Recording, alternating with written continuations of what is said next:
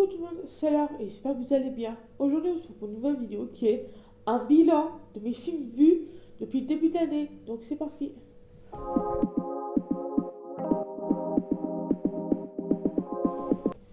Comme vous l'avez vu dans l'intro, c'est tout simplement les films vus depuis janvier 2026 jusqu'à avril 2026. Donc tout simplement j'en ai vu une bonne quinzaine, ou une bonne dizaine pour vous. Donc là on va commencer par un film. Il y a une série et le reste c'est des films. Donc voilà. Je les ai mis dans l'ordre que je les ai vus. Donc voilà. Il y en a des résumés que je lis sur internet parce que c'était trop long et tout. Donc laissez tomber. Donc, je vais essayer de mettre les films là. Sinon ce sera après, je verrai.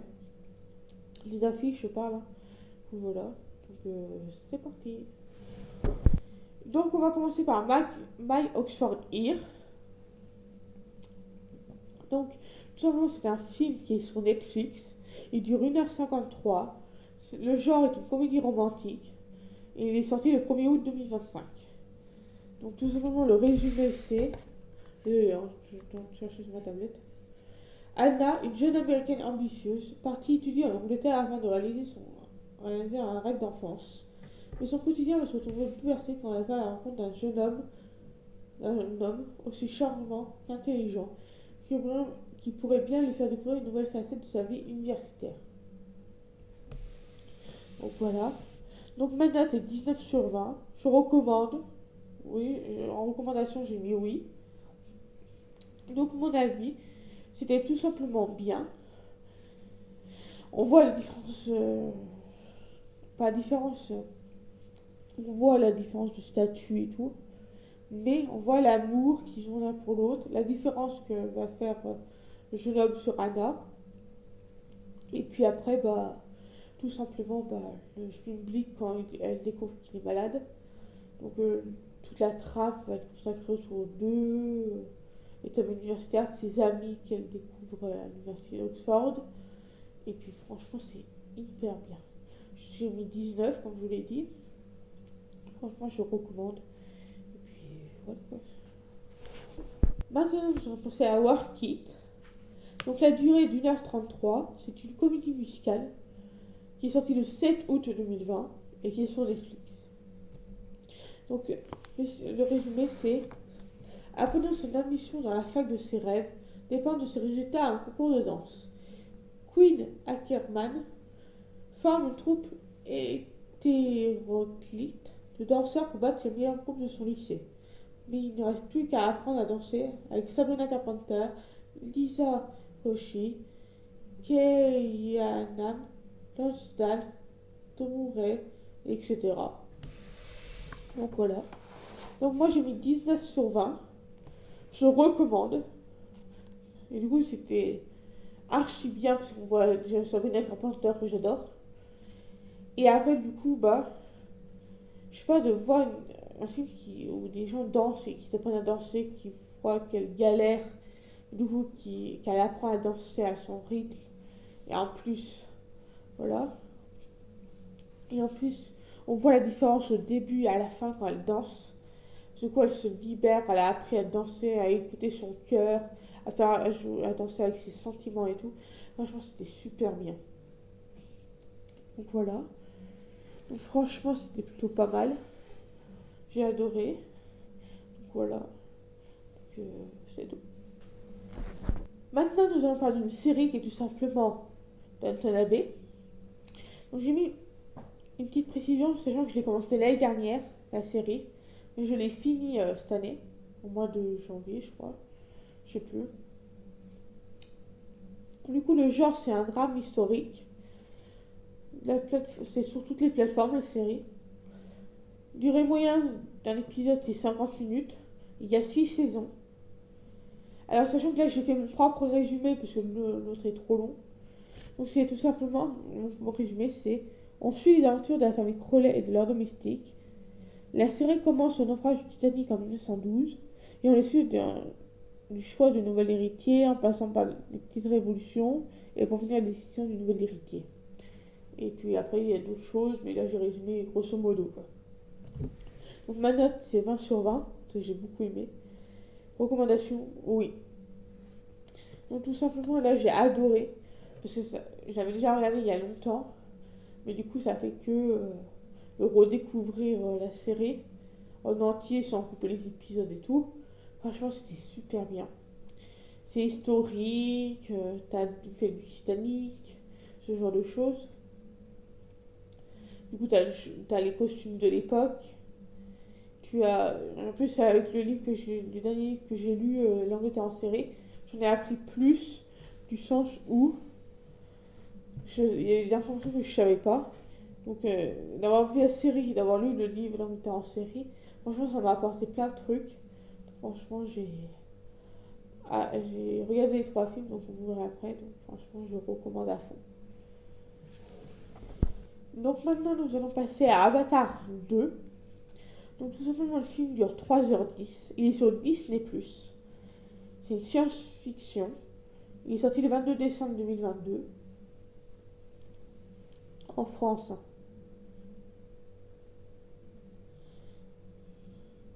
Vous avez pas mes recherches, 22 décembre normalement. Mais là, sur Libradi et sur Seriebox, ça met 14 décembre 2022. Ça me voit dans cette période-là. Donc, tout simplement, le résumé, c'est Jacques Sully et Neytiri sont devenus parents. L'intrigue se déroule une dizaine d'années après les événements racontés dans le long-métrage originel. Leur vie idyllique, proche de la nature, est menacée lorsque la ressource, développement, administration, dangereuse organisation non gouvernementale est de retour à Pandora. Contraints de quitter leur habitat naturel, Jacques et sa famille se rendent sur des récifs où ils pensent trouver asile. Mais ils tombent sur un clan, les Meikaïnana, en mœurs différentes de leur peuple, je pense. Des leurs, pardon, excuse-moi. Donc voilà. Donc ma note est 18/20. Je recommande. Franchement, c'était hyper bien. J'ai adoré le premier, mais en savoir plus, savoir qu'ils ont eu des enfants, ce genre de choses, franchement, c'était super bien. Donc, franchement, bah, j'ai hâte de voir le 3 dès qu'il sera sorti sur la plateforme. Disney+, je pense. Et du coup, franchement, j'ai adoré. J'ai hâte de découvrir la suite. Et puis, voir qu'ils ont construit une famille, voir comment ça se déroule le film. Certes, il est long parce qu'il dure 3h10. Mais franchement, je ne les ai pas regretté ces 3h10. Donc franchement, je recommande. Du coup, maintenant, le film suivant, c'est Wicked 1. Donc tout simplement, c'est un film qui sorti en 2024. Exactement le 4 décembre 2024. C'est un musical fantasy qui est sorti sur Disney+, et qui dure 2h40. Donc le résumé, c'est Wicked sur le parcours des sorcières légendaires, suit le parcours des sorcières légendaires du monde d'Oz.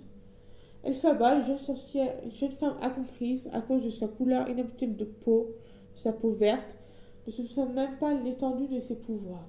Et à ses côtés, Glinda, qui est aussi populaire que privilégiée, ne connaît pas encore la vraie nature de son cœur.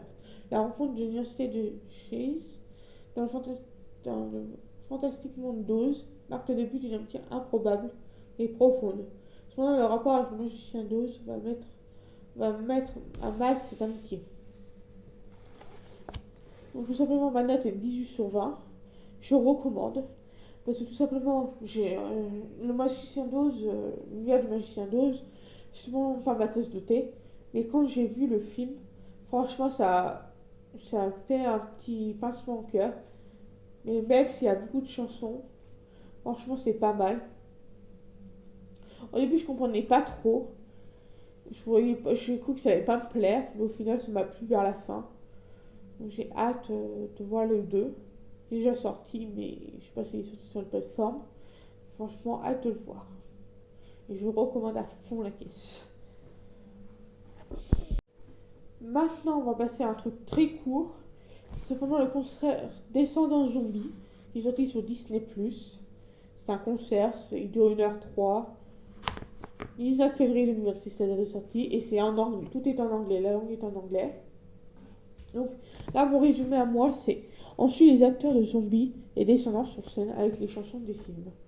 C'est vraiment un concert, quoi. Du coup, je recommande. Ma note est 20/20. Parce que vu que j'adore les films, franchement, j'ai adoré regarder le concert.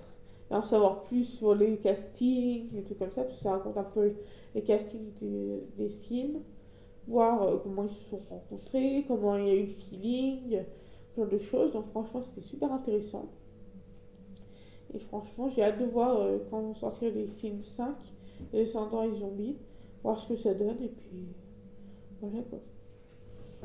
Donc maintenant, nous allons passer à un film, c'est Downton Abbey 1, le film. Donc il dure 2h03. 25 septembre 2019, il est sorti. C'est sur Prime Video, mais la version payante, je précise. C'est un drame historique.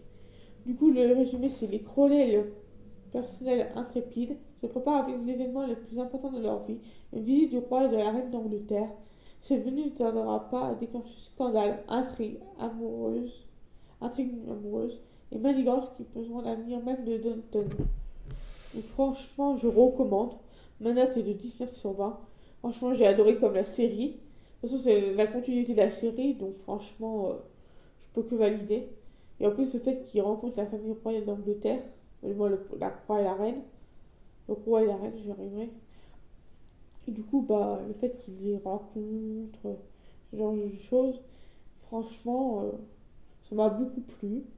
Il y a un peu de gênance, je sais pas si j'ai dit, c'est un peu gênant à des moments, mais franchement, c'est toujours aussi captivant.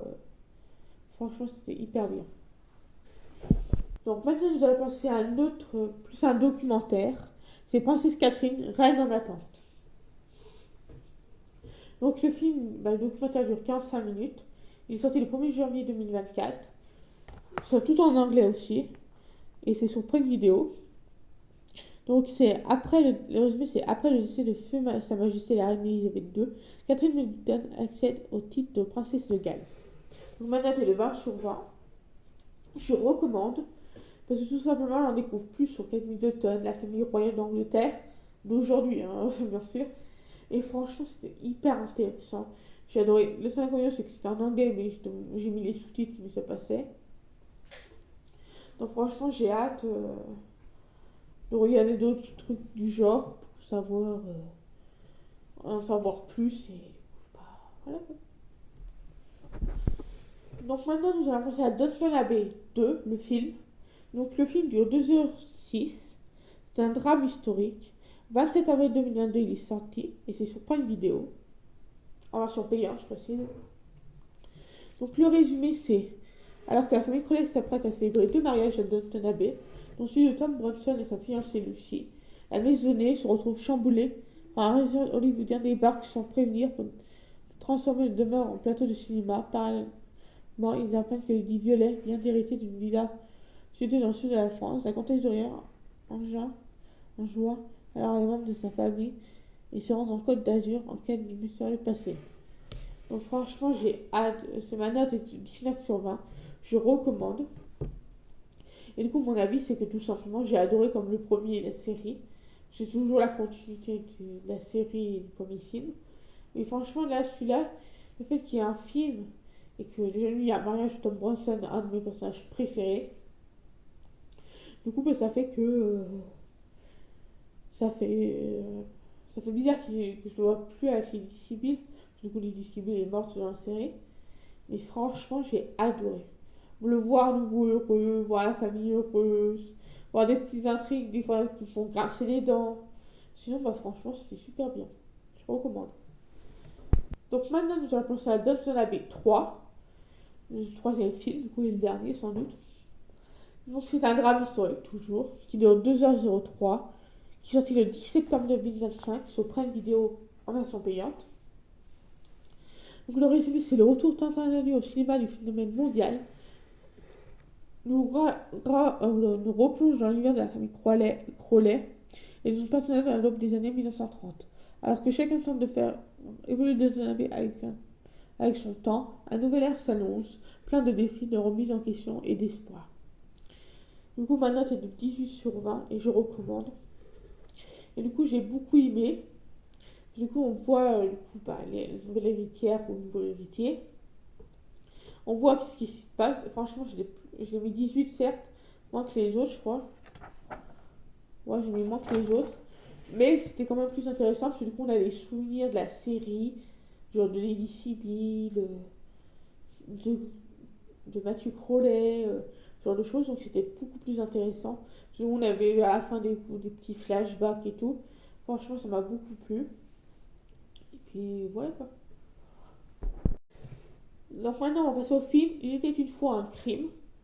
Donc tout simplement c'est une comédie fantastique qui dure 1h45, qui est sortie le 14 septembre 2023 sur Netflix. Donc le résumé c'est au bal royal avec Cendrillon, la petite chaperon rouge se retrouve au cœur d'un mystère. Parvient-elle à leur résoudre avant que minuit sonne? Donc maintenant c'est 19/20. Je recommande. Parce que tout simplement c'est l'histoire de Cendrillon. Il est un peu différent parce que du coup elle le petit chaperon rouge, ça fusionne deux dessins animés. Et franchement, de Disney. Et franchement, j'ai adoré du sens où ça change des classiques. Parce que je suis pas fan de la petite chaperon rouge, même si le son me plaît. Mais je suis pas fan non plus de Cendrillon. Mais là, les deux combinés en un crime, en histoire d'un crime, franchement, ça m'a beaucoup plu. C'est pour ça que j'ai mis 19. Et franchement, de voir un crime, voir la solution qu'on ne s'attendait pas, parce que moi je m'attendais pas perso, et franchement j'ai plus adoré que les Disney. Voilà. Nous allons passer à Maison de retraite 1. Du coup il est sorti le 16 février 2022, c'est une comédie. Il dure 1h34 et c'est sur Netflix. Donc le résumé c'est condamné à un travail d'intérêt général, un jeune homme est intégré à une maison de retraite. Ma note est de 18/20 et je recommande. Alors déjà, c'est avec Kev Adams. Ça m'a beaucoup plu parce que c'est un humoriste que j'adore. Et franchement, le fait qu'il y ait un côté d'humour bien géré et tout, franchement, c'était super bien. Franchement, je recommande. Et le fait qu'on voit, en fait, qu'il s'attache, qu'il lie des liens, qu'il apprend la vraie vie, qui ne repose pas sur ses lauriers, ni rien. Franchement, c'était super cool, je le recommande.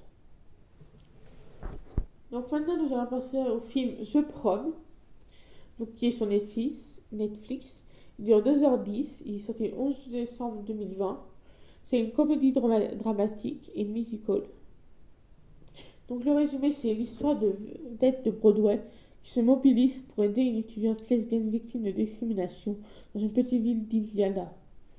Donc j'ai mis 17/20, je recommande, car tout simplement, ça parle de LGBTQ+, et franchement, le seul inconvénient que je dirais, c'est qu'il y a beaucoup trop de chansons. Il y en a une toutes les 12 secondes, franchement, c'est pénible. Mais le fait que ça parle d'une histoire qui change la vision des gens, qui apprennent à voir un autre côté que le côté classique hétéro, ce genre de choses, franchement, ça permet de voir un autre côté. Et c'est la première fois que je vois un film comme ça. Donc franchement, ça m'a beaucoup plu. C'est pour ça que j'ai mis 17. C'était pas un coup de cœur, c'est sympa, parce que du coup, ça m'a fait baisser ma note. Je pense qu'il y avait des musiques toutes les 2 minutes. Et que des fois, ça m'a fait chialer. Des fois, j'aime pas trop pleurer devant un film, donc voilà. Du coup, on va passer au film suivant, qui est tout simplement Le Voyage de Chihiro. Du coup, c'est une animation drame qui dure 2h05 sur Netflix. Et la date c'est 10 avril 2002. Donc le résumé c'est Chihiro 10 ans. Pardon.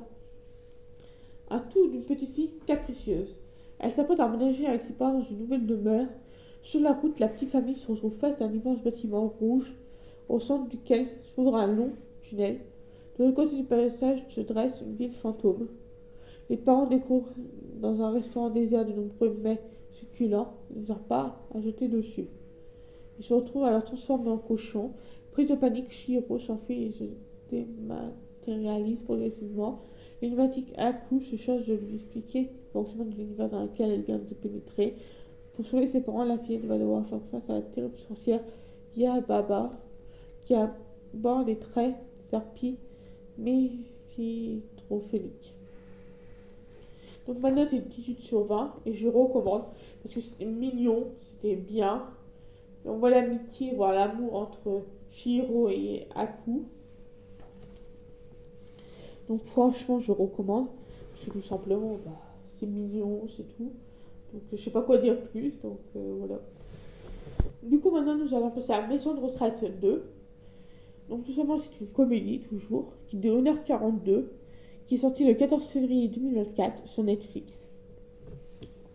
Donc le résumé, c'est Fleurette, Sylvette, Alfred et Edmond côtoient désormais les enfants d'un orphelinat où il serait question de manigance autour d'une sombre affaire d'expulsion. Donc moi j'ai mis 17 sur 20 et je recommande. Parce que pour le premier c'est drôle, on voit une aventure, on voit le fait qu'il y ait toujours les liens entre les personnes âgées, les enfants et Cavada qui joue, je sais plus qui. Et du coup bah franchement c'était super bien et je vous recommande. Pardon. Et franchement, si vous voulez vous rire, ce genre de choses, franchement, je vous recommande Maison de retraite 1 et 2. Donc voilà. Et le dernier film que j'ai vu le 30 avril, exactement, c'est tout simplement Feel the Bat, B-E-A-T.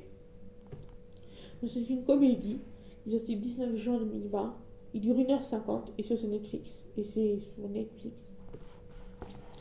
Le résumé, c'est après un échec cuisant à Broadway, une danseuse égocentrique rentre à contre-cœur à la maison, accepte de former les jeunes peu doués de la troupe locale pour un concours.